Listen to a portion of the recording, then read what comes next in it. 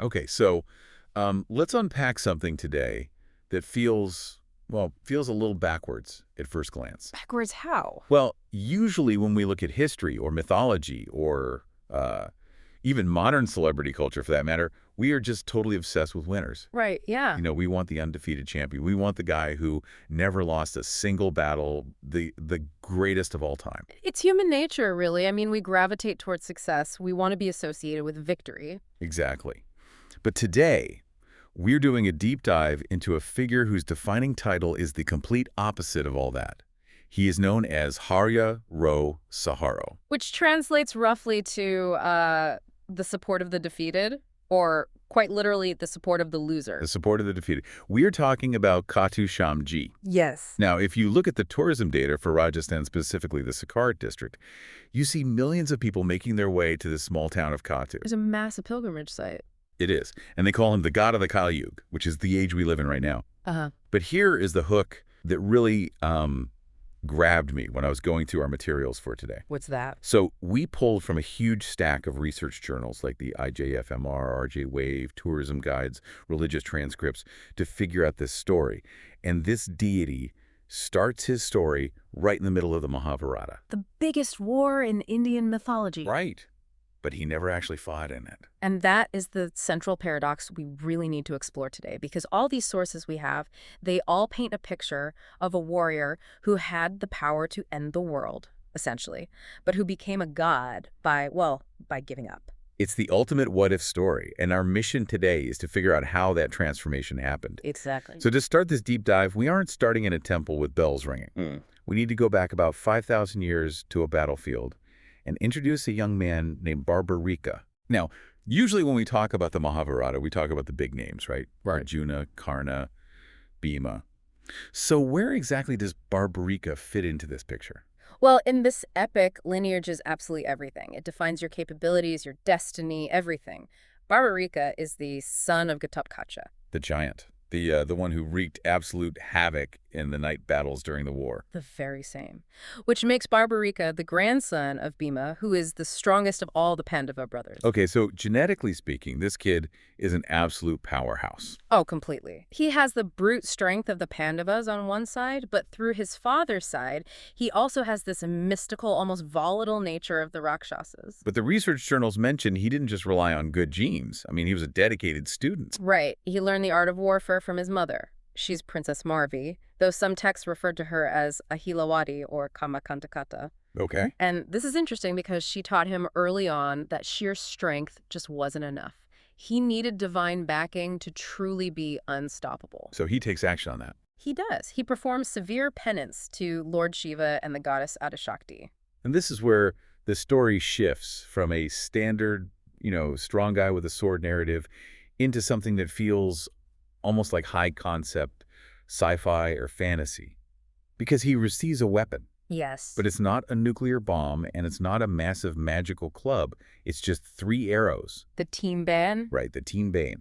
3 arrows to fight a war involving literally millions of soldiers. It sounds absurd at first. Totally. When I first read that, I thought, okay, he's going to run out of ammo in about 4 seconds. But the logic behind these arrows is incredibly sophisticated. It's almost like programming code. Yeah, let's break that down for the listener because it blew my mind. It is remarkably precise. Yeah. The religious transcripts describe a targeting system that is just way beyond simple archery. The first arrow wasn't actually for killing at all. It was for marking. Marking targets. Exactly. A Barbarika would fire it, Yeah. and it would fly around and mark every single target he intended to destroy. Okay, so arrow number 1 is basically just select all. That is a perfect way to put it. Then the second arrow was the exact inverse. It would mark everything he wanted to save. And the third arrow. The third arrow was the execute command. He would launch it, and it would destroy everything marked by the first arrow or everything not marked by the second arrow. And then, and this is the really crucial part, it would return right back to his quiver. So it's a completely reusable, autonomous weapon. Perfectly reusable. In fact, he claimed he could end the entire Mahabharata war in under a minute. Which is terrifying when you stop and think about it. Yeah. You have one single person holding the power of total annihilation. Yes. But power is nothing without motivation. And this is where the character of Barbarika gets really, really complex. Very much so. So he's about to ride off to war on his blue horse. And he makes a promise to his mother. And this promise, this oath, is the pivot point of his entire existence. She asks him, who will you fight for? Now, logically, he should just say, I'll fight for my grandfather, Bhima. I'll fight for the Pandavas. Right, because that's his family. That's the good side, generally speaking in the context of the epic. But he doesn't say that. He tells his mother, I will only fight for the side that is losing.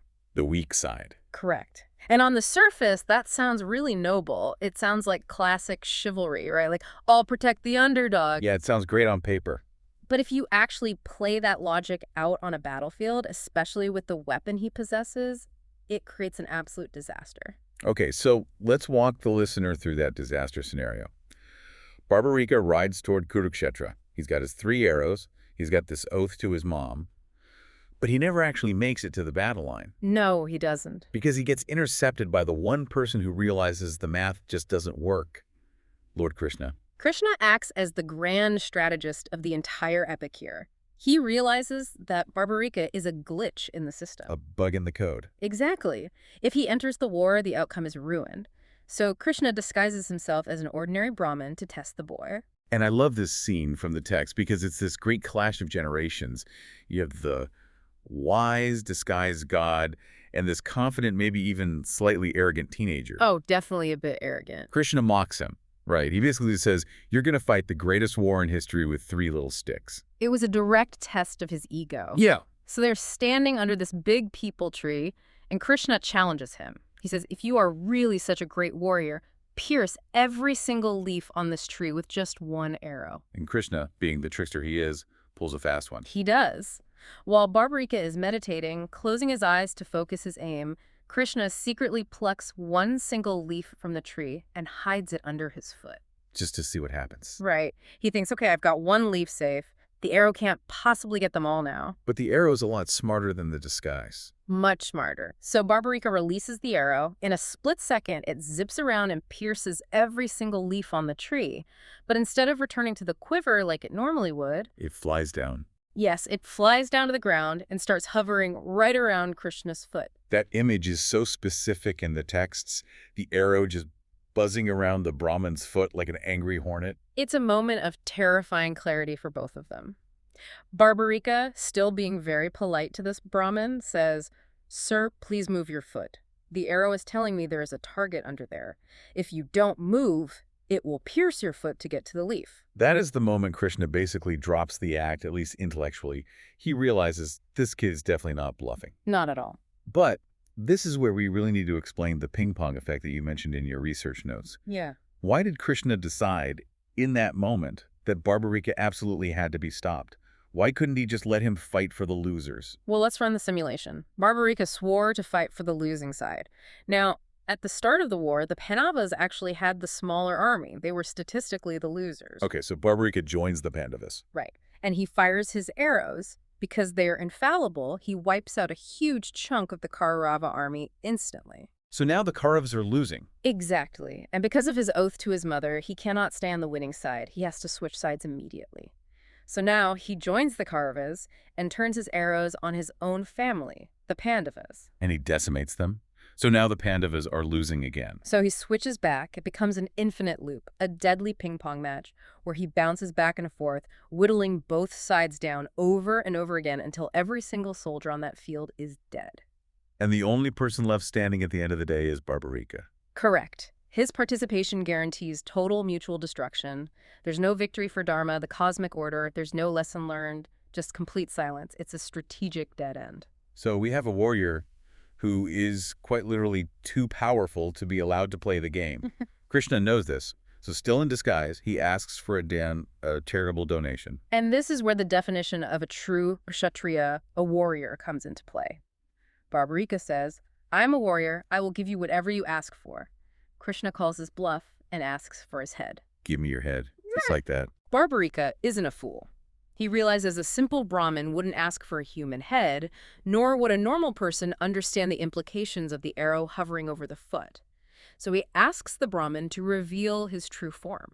And Krishna does. Yes, Krishna shows his spectacular divine form, and Barbarika is completely overwhelmed. But he still asks, why? Which is a very fair question to ask. Like, Yeah. I'm the strongest guy here. Why do I have to die before the war even starts? Krishna explains that for the battlefield to be truly sanctified, for the war to be a proper yajna or sacrifice, the head of the bravest warrior must be offered before the first conch shell is even blown. And Krishna deems Barbarika the bravest of them all. It's the ultimate compliment wrapped in a death sentence. It is. But Barbarik accepts it. This is the sheesh dan, the donation of the head. Right. And he makes one condition before he goes through with it. And I think this tells you so much about his personality. He doesn't want to just die and fade into obscurity. No, he's a warrior at heart. He prepared his whole life for this monumental event. He wants to witness it, so he asks Krishna, "Let me watch the war." So Krishna agrees. He cuts off Barbarika's head, but through his divine power, he keeps it alive and conscious. And he places the head on top of a high hill overlooking Kurukshetra.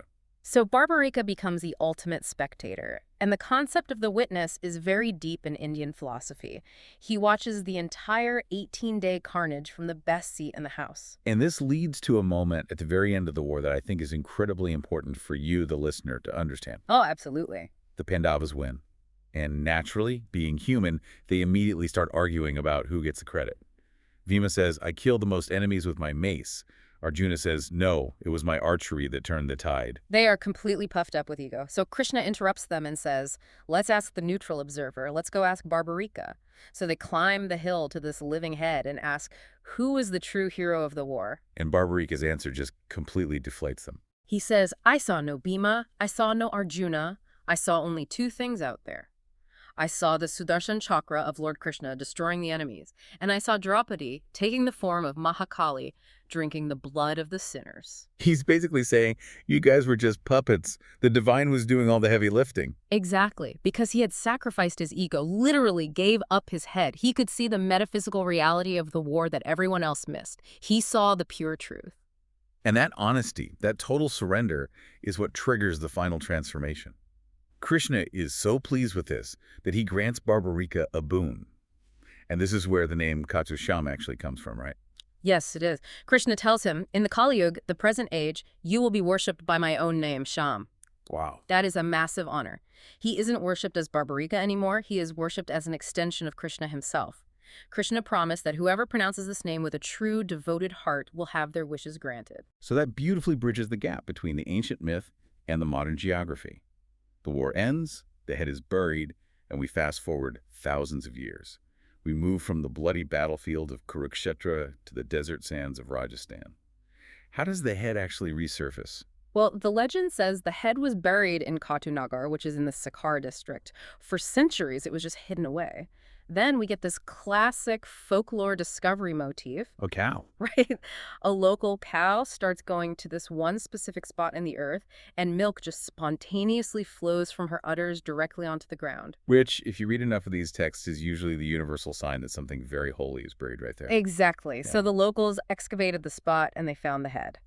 Later on, around the year 1027 AD, the king of Khatu Nagar, Rup Singh Chauhan, had a vivid dream instructing him to build a temple for it. And he did, along with his wife Narmada Kanwar, according to the records. But if you visit Khatu today, you aren't seeing a small 1,000-year-old shrine. You are seeing a massive, gleaming architectural complex. Can you describe what it's like to actually stand there today? It's truly striking. The current structure you see was largely renovated much later, in 1720 AD by Abhay Singh, a Dewan of the Marwar ruler. It is built entirely from white marble. I've seen photos, it just glows. It does. In that stark light of Rajasthan, it gleams. The main prayer hall, which is known as the Jagamahana, is incredibly intricate. The walls are completely covered in beautiful paintings depicting all the mythological scenes we just discussed. And the sanctum itself, where the head is kept. The Sanctum Sanctorum has these exquisite silver shutters. When they open, you see the idol, which is the head itself. It's always adorned with spectacular flowers, looking very vibrant and alive. It's really designed to be a full sensory experience. You have the coolness of the marble, the heavy smell of incense, the constant sound of bells ringing. Yes, it's very immersive. And right near the temple is the Shyam Kund.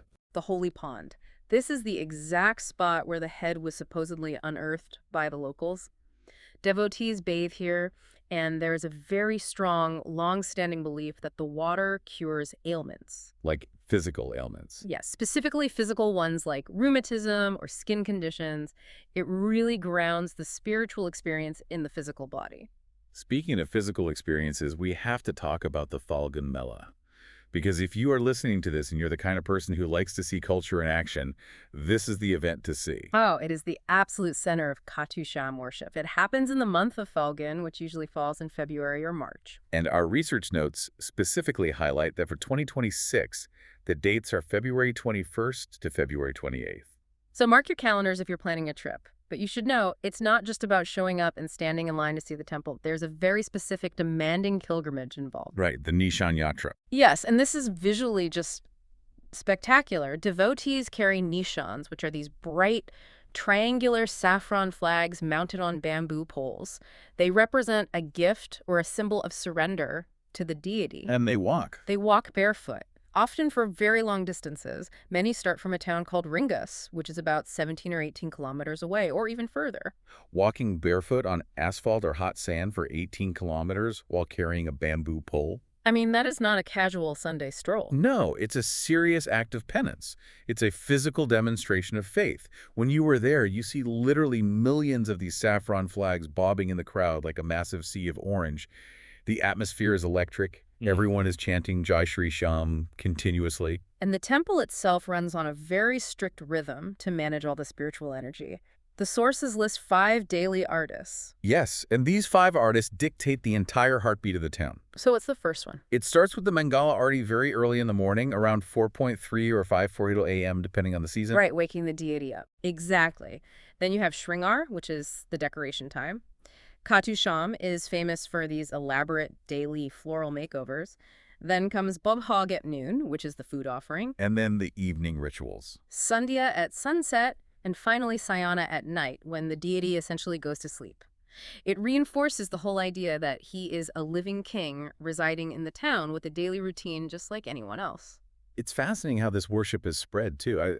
I feel like maybe 10 or 15 years ago, this was a very regional Rajasthan or Haryana phenomenon. But now I see Jai Shree Shyam stickers on cars in Bangalore, in Mumbai, even abroad when I travel. The Marwari community has been instrumental in taking this global. They are traditionally a trading and business community, so they travel widely, and they take their guardian deity with them wherever they settle. That makes sense. But there are also deep historical connections elsewhere that show how old this is. In Gujarat, he is actually worshipped as Baliadev. Oh, interesting. And in Nepal, there is a strong link to the ancient Kirati king Yalambar. It really shows that this archetype, the sacrificed warrior who watches over the world, resonates across borders and cultures. I want to circle back to that core philosophy before we wrap up today's deep dive. We started this whole conversation by calling him the god of the defeated. Why do you think that specific title resonates so much with people right now? I think it's because of the immense pressure we all live under today. We are in this hyper-competitive, fast-paced world. Everyone is expected to be Arjuna. The winner. The winner, the top performer, the one who hits the target perfectly every single time. But we can't all be Arjuna every day. It's just impossible. Exactly. We fail. We lose jobs, we lose our health, we lose relationships, we feel utterly defeated. Khatu Shyam represents the idea that when you have lost everything, when you have no other recourse and nowhere else to turn, he is there. Because Barbarika fought for the weak side. Precisely. By becoming Khatu Shyam, he continues that pledge eternally. He stands by those who have no one else standing by them. Hirka Sahara. That is such a comforting, powerful thought. It completely flips the script on what it means to be a god. He isn't just the god of the victors. He's the sanctuary for the vulnerable. And I keep thinking about that one specific image, the arrow hovering over Krishna's foot. Yeah, let's go back to that image one last time. To me, that is the provocative thought I'd want you, the listener, to take away from all this source material. Barbarika had a power to pierce the divine foot. He had the power to literally destroy the world. But he chose to bow instead. He chose to give up his own head rather than force his will upon the world. It suggests that true strength isn't actually about conquering everything in your path. It's about knowing when to surrender your own ego for a much bigger picture. He lost his life, yes, but he gained an eternal name. He lost the battle to win the war of time. And that is the legend of Khatu Shyam Ji. Whether you look at it as an ancient myth, a complex logic puzzle about war, or a deep spiritual truth, it's a story that really stays with you. Thanks for diving deep into the sources with us today. Always a pleasure to be here. We'll catch you on the next deep dive. Stay curious.